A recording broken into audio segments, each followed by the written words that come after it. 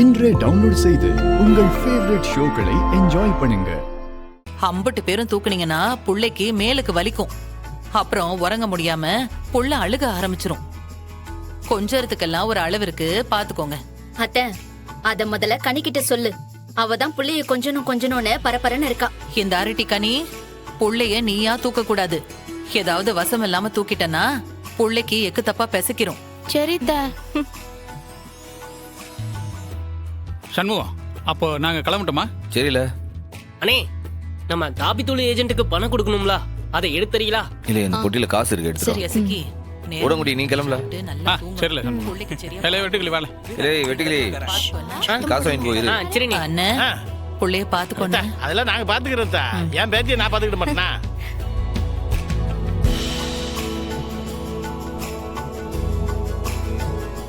நீ போங்க.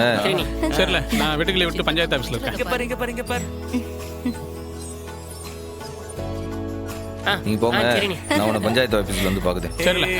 இங்க பாரு, உன் சித்தியே பாரு. அப்ப நாங்க வரோம்.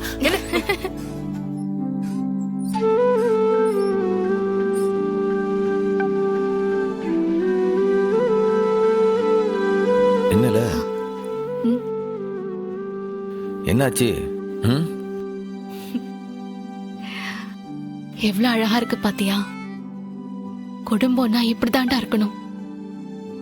சண்டை சச்சரவு இல்லாம எல்லாரும் ஒன்னா உட்காந்து இப்படி பேசி சிரிச்சுக்கிட்டு நல்லா இருக்குல்ல?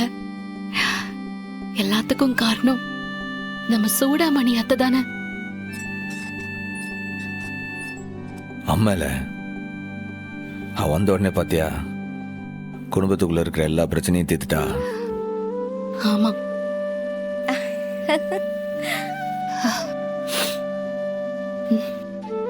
நமக்கே போ.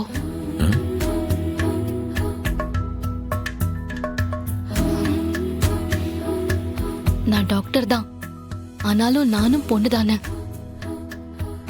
எனக்கும் அம்மா ஆக ஆசை இருக்காதா?